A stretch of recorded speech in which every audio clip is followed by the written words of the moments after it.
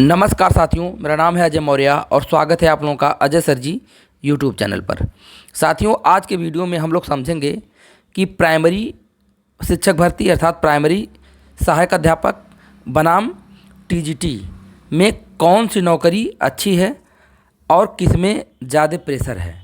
ठीक है साथियों, क्योंकि मुझसे बहुत से लोगों ने पूछा था कि सर बता दीजिए, तो चलिए आज के वीडियो में मैं समझाने का प्रयास करूँगा।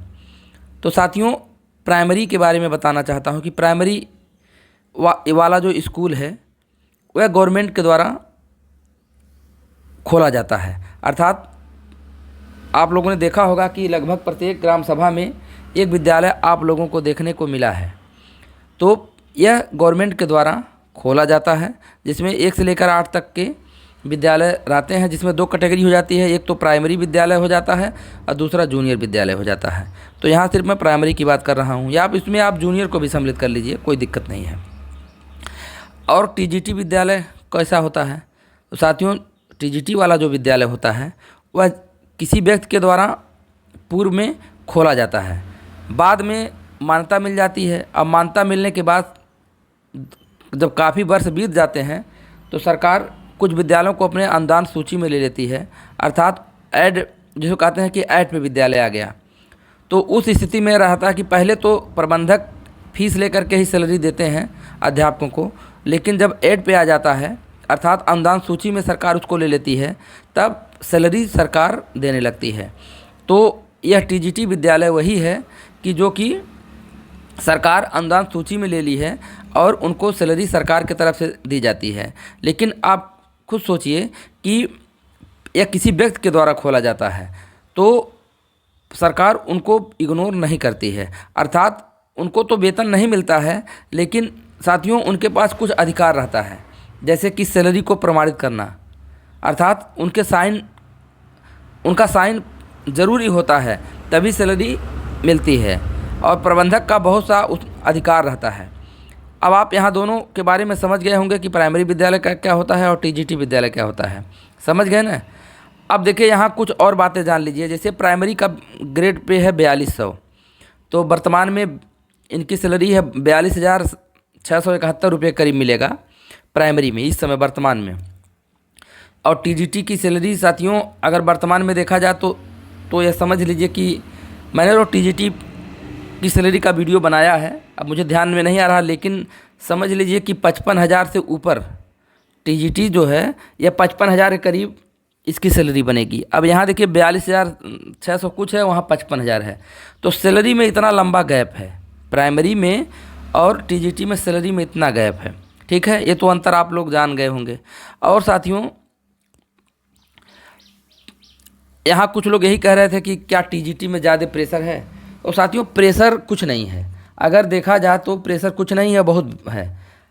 अब वो आपके ऊपर डिपेंड करता है, जैसे कि आपको इतना ध्यान रखना होगा कि टीजीटी का जो विद्यालय है यह प्रबंधक के पास कुछ अधिकार रखता है, तो आप प्रबंधक से अपना जो है व्यवहार बना करके ही रखना चाहिए। ऐसा नहीं कि आप गए तो सोचे कि आप वहाँ आयोग से आए हैं, अब प्रबंधक को इग्नोर करें, उनसे नमस्ते भी न करें। सम्मान प्रबंधक को क्या चाहिए, केवल सम्मान आप देंगे तो थोड़ा सा उनको अच्छा लगेगा कि चलिए उनके द्वारा विद्यालय खोला गया है और उनको सम्मान मिल रहा है, समझ रहे हैं।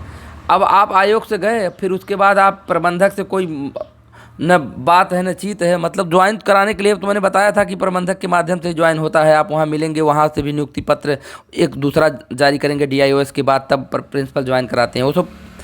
तो थोड़ा यही है कि लोग सोचते हैं कि हम अंडर में हैं। यहाँ बेसिक में लोग सोचते हैं कि हम किसी के अंडर में नहीं हैं, जैसे अंडर तो सब में रहते हैं, गवर्नमेंट के अंडर में तो है ही, लेकिन यहाँ थोड़ा सा उनको लगता है कि हम प्रबंधक के अंडर में हैं। थोड़ा सा यही भावना अगर हटा दिया जाए तो टीजीटी का विद्यालय बुरा नहीं है, क्योंकि सैलरी अच्छी है। और एक चीज़ और बता रहा हूँ साथियों, जैसे टीजीटी में आप सहायक अध्यापक बन गए, आपकी घंटी अलॉट हो गई, आप अपना समय से जाएं, अपने घंटी को बढ़िया से पढ़ाएं, अपने घंटी में प्रस्तुत होकर के बच्चों को बढ़िया से पढ़ाएं, बच्चे भी खुश रहेंगे, प्रबंधक भी खुश रहेंगे, प्रिंसिपल भी खुश रहेंगे, और आपका सम्मान भी बढ़ता रहेगा। अगर आप वहाँ अच्छा काम करते हैं तो आप नेतागिरी के चक्कर में न पड़िए, समझ रहे हैं। अब प्रबंधक कहने का मतलब क्या है इसमें, मैंने देखा है साथियों कि कई चीज़ ये भी हो जाता है कि जैसे आप पता नहीं किस पार्टी को फॉलो करते हैं। प्रबंधक आपका मान लीजिए कौन से पार्टी का है, हो सकता है वो जनरल हो सकता है वो बीसी हो सकता है एससी हो, तो अलग पार्टी को फॉलो करेगा।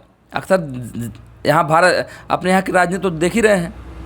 अब आप समझ मान लीजिए वो विपक्षी हैं, तो कहने का मतलब क्या है कि अब वहीं तर्क वितर्क कुतर्क करने लगेंगे उसके सामने, तो समस्या आ जाएगी। जो मैं साफ बात कर रहा हूँ, मैं स्पष्ट बताता हूँ साथियों, यही तो मेरी अंदर की बात है, छिपाता नहीं हूँ। आप समझ गए बात नहीं, अब आपको ज़्यादा बताने की आवश्यकता भी नहीं है, बस इतने है कि आपको थोड़ा सा उनके सामने थोड़ा सा भाई शांत रहना होगा।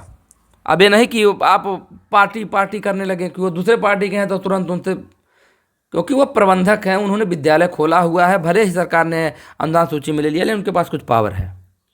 तो कहने का मतलब है कि आप उनसे अगर मेल मिलाप से रहेंगे, बढ़िया से सम्मान ही चाहिए उनको, आप सम्मान दीजिए, अपना पढ़ा करके चले आइए, तो टीजीटी को कोई नौकरी नहीं पा सकती है। अब जहाँ बेसिक की मैं बात कर रहा हूँ, बेसिक में एक तो पैसा कम है, साथ में साथियों बेसिक में पर्याप्त अध्यापक नहीं है। आपको प्राइमरी में नियुक्ति होना है और आप प्राइमरी में नियुक्त हो गए, समझ लीजिए आपको ऐसा विद्यालय मिल गया जहाँ आप 1 या 2 शिक्षक हैं, आप अकेले हैं तब तो समस्या और है। अब अगर मान लीजिए दो शिक्षक हैं, समझ लीजिए कि अगर आप मान लीजिए 2 शिक्षक हैं, 5 क्लास पढ़ाना है, अब सरकार गुणवत्ता देखती है। अब यह समझ लीजिए कि पहले फोकस नहीं था, लेकिन अब जो कोई जाएगा जांच करने तो सबका प्रेरणा लक्ष्य निर्धारित हो गया है। एक सूची आपको हर क्लास में टांगनी होगी और उस सूची में एक निर्धारित दक्षता है जितना बच्चे को आना चाहिए, और वो भी माहवार। मान लीजिए अगर कोई अप्रैल महीने में जांच करने गया तो अप्रैल में किस क्लास में क्या दक्षता होनी चाहिए वो सब वहाँ चार्ट पे लिखा रहेगा। जुलाई में पहुँचा तो देखेगा मंथ जुलाई और देख लेगा पाठ्यक्रम क्या है, उसी में से पूछ लेगा।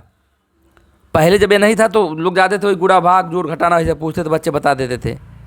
अब तो आपको पूरा लेसन से वो पूछेगा, क्योंकि वो पाठ्यक्रम देख करके पूछेगा। तो मेरे कहने का मतलब यही है कि अब अगर 1-2 शिक्षक पर्याप्त जहाँ है तब तो कोई दिक्कत नहीं है, नहीं तो समस्या ये भी हो जाती है।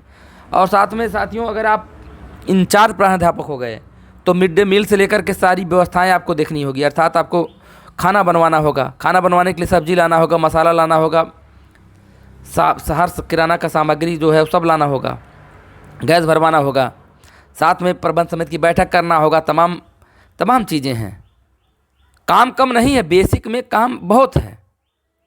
अगर अध्यापक पर्याप्त है, संख्या पर्याप्त है तो कोई दिक्कत नहीं, तो सबसे खुशहाली नौकरी हो जाए। लेकिन अध्यापक पर्याप्त न होने के नाते इतना प्रॉब्लम होती है कि आप जो लोग प्राइमरी में हैं उनसे पूछिए, और वहीं टीजीटी में है आपको एक क्लर्क मिल जाएगा, क्लर्क अपना ऑफिशियल पूरा काम करेगा, आपको लेखा जोखा से कोई मतलब नहीं रहेगा। बहुत करेंगे आप अटेंडेंस रजिस्टर लेकर चले जाएंगे और अपना अटेंडेंस ले लिया, आपको इतना करना है और सारा वो लेखा जोखा अपना तैयार करेगा और साइन करना रहेगा, पर प्रिंसिपल अपना साइन करेगा। आपको केवल घंटी पढ़ाने से मतलब है, कोई कागज पत्र से कोई मतलब नहीं है। अधिकारी कोई जांच करने आया, प्रिंसिपल रूम में जाएगा, प्रिंसिपल से जब सवाल जवाब करेगा, क्लर्क रहेगा, हिसाब किताब आपको समझाएगा, जो भी समझना हो समझाना होगा, देख लेगा कौन प्रेजेंट है कौन एब्सेंट है। मान लीजिए कभी वो अक्सर आते भी नहीं, डीआईओस होते हैं, इंटर कॉलेज में चेकिंग बहुत कम होती है, कभी कोई पहुंच गया 6 महीने, तो समझ रहे ना।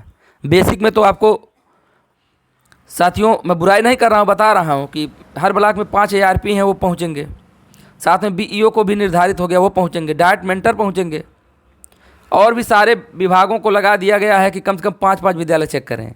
कोई न कोई आपको महीने में 4-5-6 लोग तो विजिट करने आ ही जाएंगे। मैं यहाँ कामचोरी की बात नहीं कर रहा हूँ साथियों, आप जाएंगे रेगुलर रह करके पढ़ाएंगे। यहाँ समस्या यह बात की है साथियों, मैं यहाँ मेरे कहने का एक तनिक आशय नहीं कि आप स्कूल न जाइए, आप पढ़ाई नहीं, वो बात नहीं है। आप स्कूल जाएंगे, रेगुलर पढ़ाएंगे, लेकिन जब आपके पास स्टाफ नहीं रहेंगे, पूरी संख्या ही कम रहेगी, अध्यापक 1-2 रहेंगे, तो गुणवत्ता आप दे नहीं पाएंगे। और जब गुणवत्ता नहीं दे पाएंगे तो दूसरा कोई आपको इतना समझने वाला नहीं रहेगा, वो तो कहेगा आप क्या पढ़ाते हैं, झाड़ करके चला जाएगा। तो यह सब चीज़ें हैं। जैसे साथियों, मैं नहीं कर रहा हूँ कि ये मेरा वीडियो देख करके आप यहीं से डिसाइड कर लीजिए, मेरा जो ओपिनियन है, जो मेरी जो समझ है, मैं समझ के आधार पे आपको बता रहा हूँ। बाकी चीज़ें आप अपने स्तर से अन्य अध्यापकों से समझिए, अन्य इंटर कॉलेज के अध्यापकों, टीजीटी पीजीटी अध्यापकों से समझिए, बेसिक के अध्यापकों से मिलिए, समझिए। निर्णय अंतिम में आपका होना चाहिए, समझ रहे ना। तो जो कुछ मुख्य मुख्य बातें थी मैंने आपको बता दिया। तो इसी के साथ मैं वीडियो समाप्त कर रहा हूँ, लेकिन एक छोटा सा करबद्ध आप लोगों से प्रार्थना है कि वीडियो को लाइक कीजिए, शेयर कीजिए, और ऐसे यूजफुल वीडियो मैं बनाता हूँ तो चैनल को सब्सक्राइब भी कर लीजिएगा। धन्यवाद।